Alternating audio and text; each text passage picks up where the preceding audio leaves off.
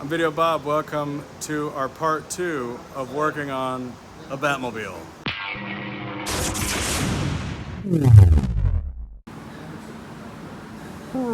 Okay, well, as you saw, part 1, we got this thing up and running and moved it and drove it over here to the shop in Dallas. Found out some information. My good buddy who has one of my other time machines in California used to have this car. So it kind of stayed in the family. We've got a new time machine owner that has it. Now, basically, a lot of just, it was underwired. Too small of wires, too small of terminals, caused just things to burn up. The wire that was running to the fuel pump under there burned up. The wires that were running to this burned up. I mean, what is this? I mean, come on. And it seems like too many things were an afterthought. Like this wire, which they just drilled a hole, run this through there, and of course it went through here, and then that thing just chopped it off. You know, look at this, just some afterthought wiring. We didn't do any of this. This is not how you build a car, folks. And so the nightmare continues. It's Jack's ass. You. Okay. So gas tank leaking. The wonderful smell of fuel. Our certified welder Fry is going to fix that. I mean, look at this stuff. We just got battery terminals. Like, how many connectors are on one battery terminal? They bolted them together and then wrapped them with tape. Yeah, look at this other one. 1, 2, 3, 4. You know, like how many terminals is on that one battery terminal? You know what I mean? And like, it's just like, with a handle. You know, and then a bunch of stereo stuff and LEDs. This is, you know, I'm ashamed to show this stuff, but we're gonna fix. Look at this. Whatever this was, it started off as a cluster, and then they just cut it off and then just rewired it, left it here. I don't even know what that goes to. And I basically told our customer, we need to just rip everything out and start over, kinda. I got Cole over here, our technician. He's working on the air conditioning. He does mechanical stuff. Yeah, there's a little bit of engine stuff. We had a little bit of Freon leakage out of there, so he's pulling a vacuum on it. We're going to check all the seals, make sure it holds Freon. But I think that it's going to work fine. It's a vintage air system, I think. What does that say on there?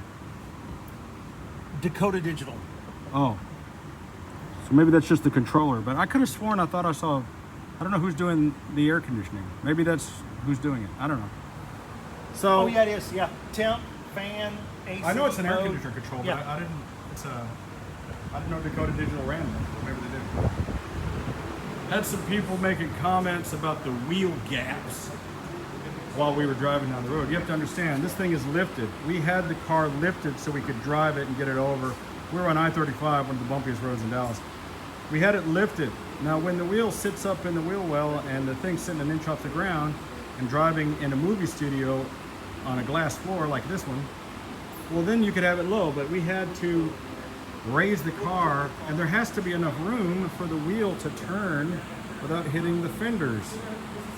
So people were commenting about that, and anybody who would comment about that has clearly never built a car or driven a car, I don't know.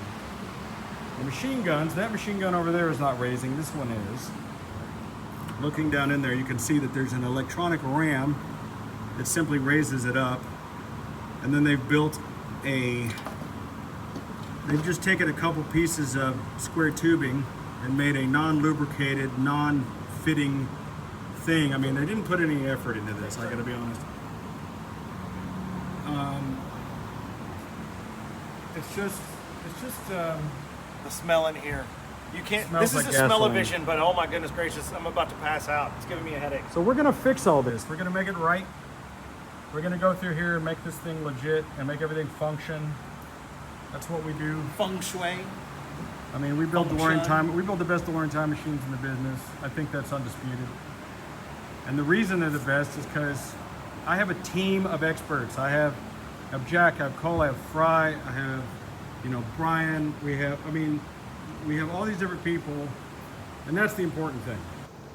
See, I say that because I think the big mistake that a lot of other builders who build movie cars, the mistake that they make is they try to do everything themselves. They try to build one of these things by themselves. And they don't have the expertise to do everything. They might know how to do the body work. They might know how to do fiberglass. They might know how to, but that doesn't mean that they're welders. Fry is a certified welding instructor. He's one of the best welders out there, right? I have guys that do electrical. I have guys that do body work. I have guys that do engine. You have to have a team, and nobody can do it all by themselves. You know, and this wiring on this car should have never left. And I guess the real point to this is not a car. This is a parade float. This has no business being on the road. Really, I gotta be honest with you.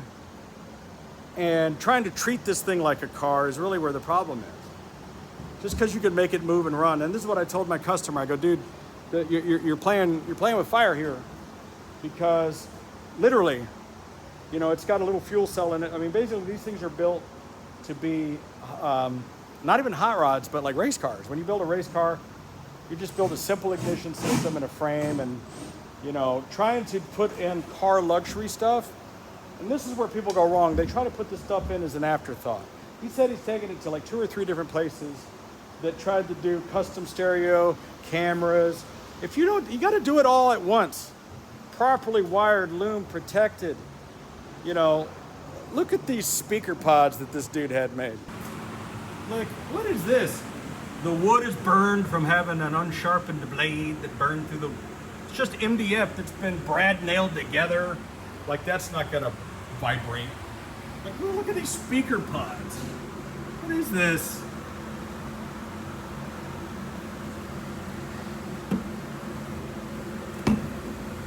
What brand are these? Because he said he's paying a lot of money for this.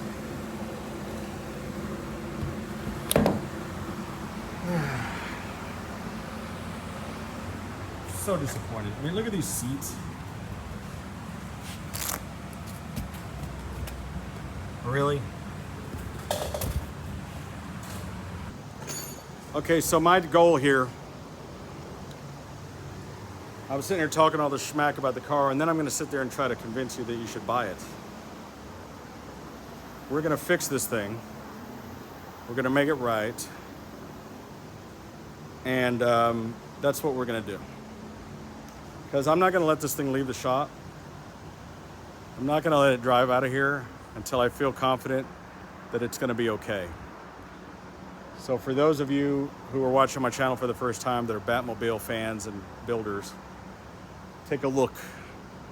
I've joined some Batmobile clubs and car builder clubs, and 99% of the people have an unfinished shell sitting in their garage, and they will never even get it to this point.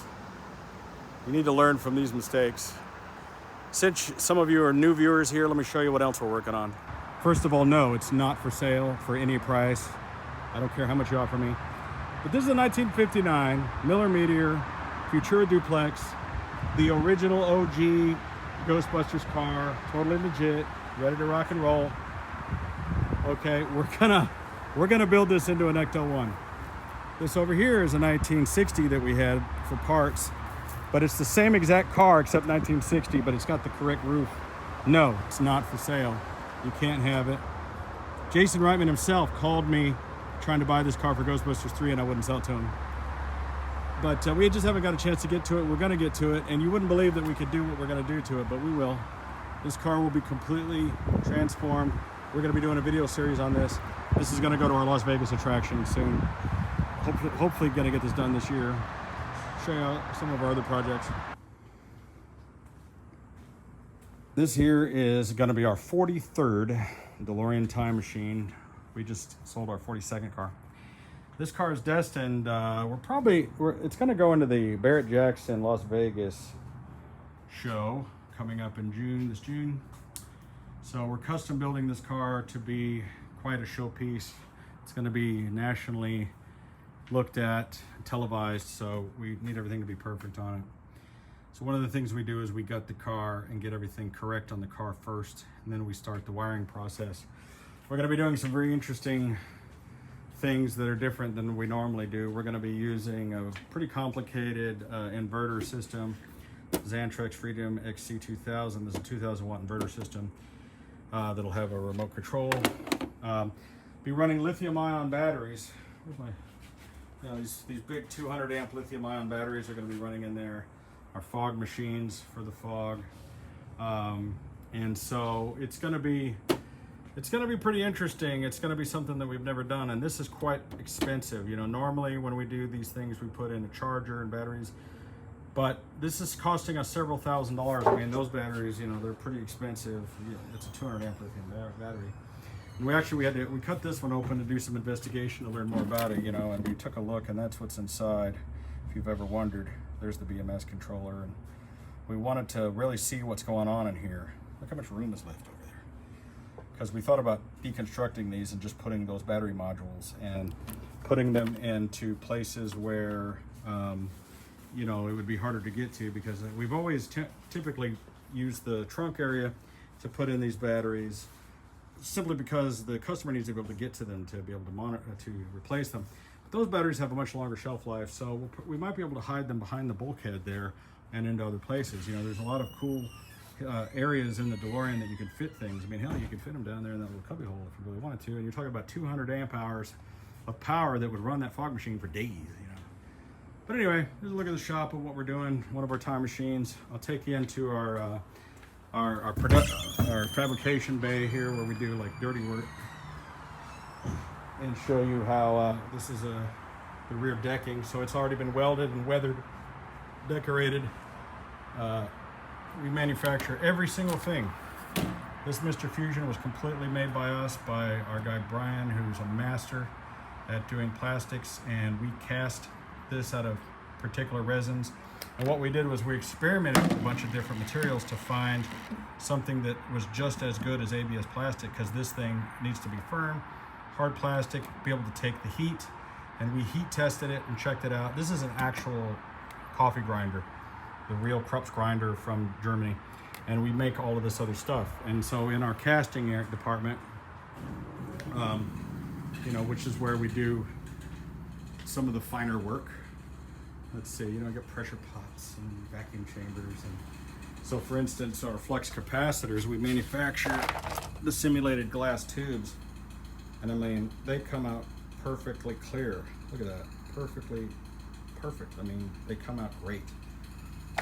And you know, we're well stocked on parts and pieces, but we experiment with different kinds of plastics and things to see what's going to work best under pressure, under heat, and really proud of what my guys are doing. They're doing a fantastic job.